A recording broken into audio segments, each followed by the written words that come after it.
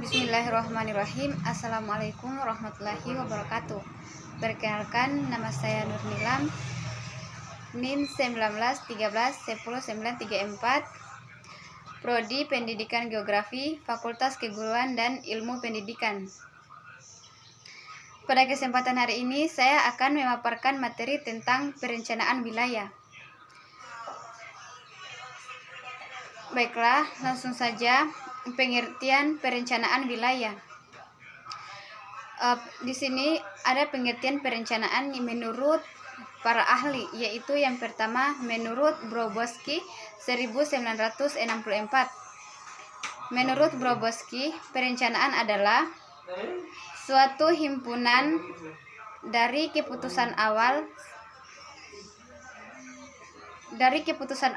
keputusan akhir, dan proyeksi ke depan yang konsisten dan mencakup beberapa periode waktu. Dan tujuan utamanya adalah untuk mempengaruhi seluruh perekonomian di suatu negara. Kemudian perencanaan menurut Watterson.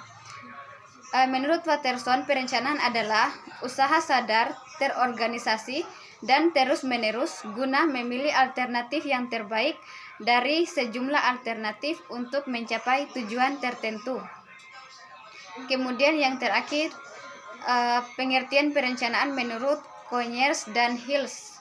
Menurut mereka, perencanaan adalah proses yang kontinu, terdiri dari keputusan atau pilihan dari berbagai cara untuk menggunakan sumber daya yang ada dengan sasaran untuk mencapai tujuan tertentu di masa mendatang. Kemudian definisi perencanaan wilayah.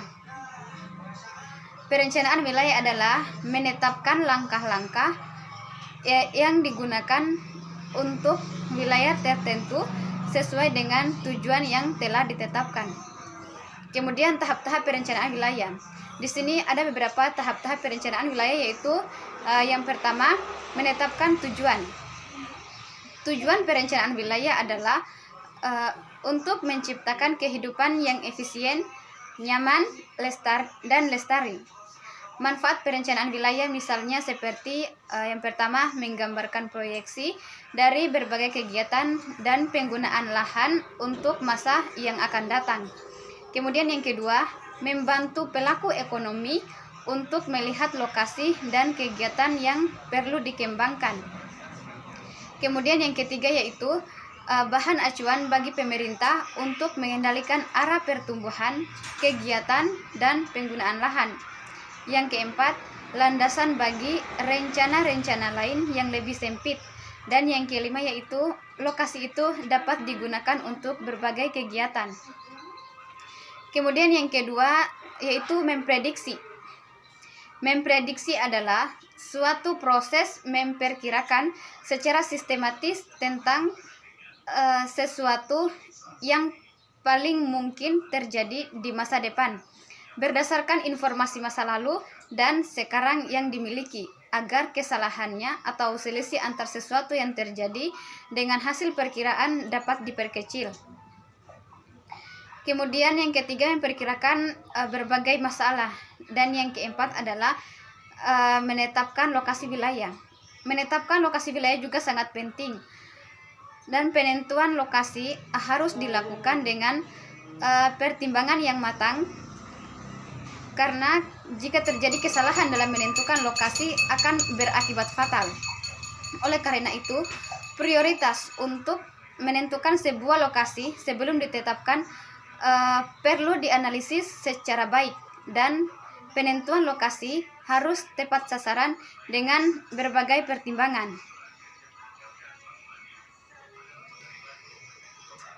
Kemudian yang berikutnya yaitu sifat-sifat perencanaan. Sifat-sifat perencanaan yang pertama dilihat dari segi ruang lingkup dan tujuan dan sasaran. Perencanaan dapat bersifat nasional, sektoral, dan spasial.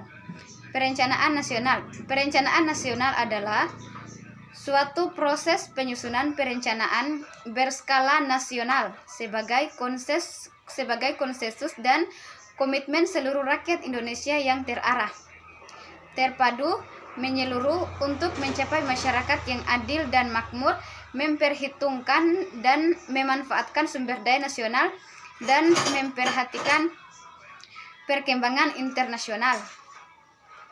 Kemudian perencanaan sektoral. Perencanaan sektoral adalah kumpulan program dan kegiatan pendidikan yang mempunyai persamaan ciri dan tujuan. Perencanaan sektoral memproyeksikan sasaran pembangunan sektor pendidikan dalam mencapai tujuan pendidikan nasional yang telah ditentukan. Walaupun perencanaan sektoral menekankan pada sektor tertentu, namun berhubungan dengan sektor lain, misalnya kaitannya dengan sektor ekonomi dengan non-ekonomi, contohnya seperti perencanaan pendidikan lokal, provinsi, kabupaten, atau kota. Kemudian perencanaan spasial. Dari bentuknya, perencanaan dapat berupa perencanaan agregatif dan perencanaan komprehensif dan parsial. Perencanaan pengembangan wilayah dimaksudkan agar semua daerah dapat melaksanakan pembangunan secara proporsional dan merata sesuai dengan potensi yang ada di daerah tersebut. Dalam jangkauan dan hierarkinya ada perencanaan tingkat pusat dan tingkat daerah. Dan dari jangkauan waktunya, perencanaan dapat bersifat perencanaan jangka panjang, jangka menengah, atau jangka pendek.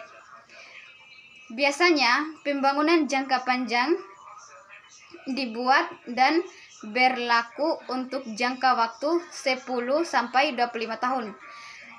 Dalam perencanaan ini belum ditampilkan sasaran-sasaran yang bersifat kuantitatif, tetapi lebih kepada proyeksi atau perspektif atas keadaan ideal yang diinginkan dan mencapai keadaan yang bersifat fundamental. Kemudian perencanaan jangka menengah. Perencanaan jangka menengah yaitu perencanaan yang dibuat dan berlaku untuk jangka waktu 5-7 tahun. Perencanaan jangka menengah ini merupakan penjabaran atau uraian perencanaan jangka panjang. Walaupun perencanaan jangka menengah ini masih bersifat umum, akan tetapi sudah ditampilkan sasaran-sasaran yang diproyeksikan secara kuantitatif. Kemudian rencana jangka pendek. Rencana jangka pendek yaitu perencanaan yang dibuat hanya berlaku dalam kurung lebih dari 1 tahun. Kemudian dilihat dari arus informasi, perencanaan dapat bersifat dari atas ke bawah atau top down dan dari bawah ke atas atau bottom up atau kedua-duanya.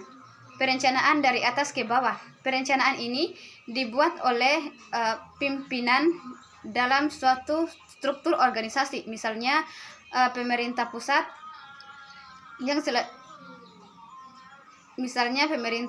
tingkat provinsi, kabupaten, kota untuk ditinjau lanjuti. Kemudian perencanaan ini juga sebagai perencanaan makro atau perencanaan nasional.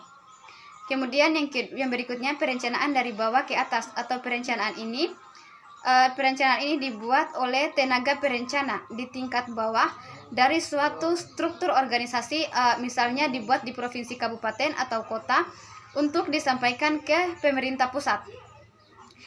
Perencanaan ini dapat pula dibuat oleh kepala sekolah untuk disampaikan kepada dinas pendidikan setempat atau guru-guru yang ada di sekolah.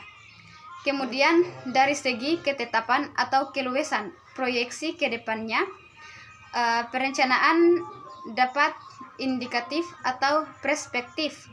Berdasarkan sistem politiknya, perencanaan dapat bersifat alokatif dan inovatif dan radikal. Kemudian 3 aspek yang perlu diperhatikan untuk menjaga kualitas produk perencanaan.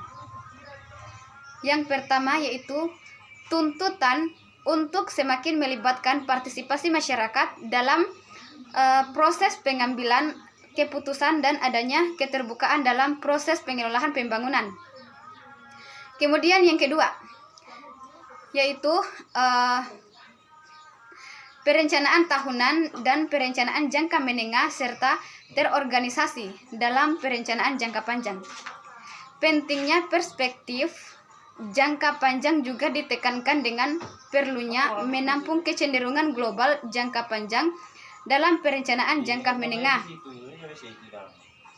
Pentingnya kecenderungan jangka panjang di dunia, khususnya pada perkembangan ekonomi teknologi. Perlu dikaji implikasinya terhadap pencapaian sasaran pembangunan jangka menengah. Kemudian yang ketiga, perlunya memperhatikan kualitas data dan informasi yang akurat dan teknik sebagai basis pengambilan keputusan dan penyusunan dokumen perencanaan.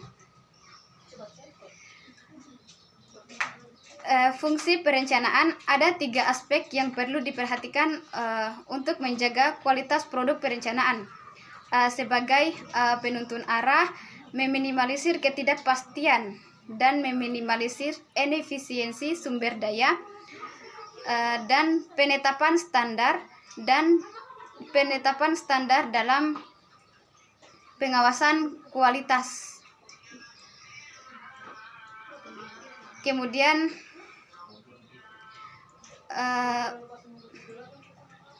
adapun syarat perencanaan yang harus dimiliki, mengetahui dan memperhitungkan. Yang pertama yaitu tujuan akhir yang dikehendaki. Kemudian sasaran-sasaran dan prioritas untuk mewujudkannya. Kemudian yang ketiga, jangka waktu mencapai sasaran-sasaran tersebut. Yang keempat, masalah-masalah yang dihadapi. Kemudian yang kelima, modal atau sumber daya yang akan digunakan serta pengalokasiannya. Kemudian yang keenam, kebijakan-kebijakan untuk melaksanakannya. Yang ketujuh, organisasi atau badan pelaksanaannya. Dan yang kedelapan, mekanisme pemantauan, evaluasi, dan pengawasan pelaksanaan. Mungkin itu saja materi yang dapat saya paparkan. Jika ada kesalahan, mohon dimaafkan. Saya ucapkan terima kasih. Wabillahi taufiq wal hidayah. Wassalamualaikum warahmatullahi wabarakatuh.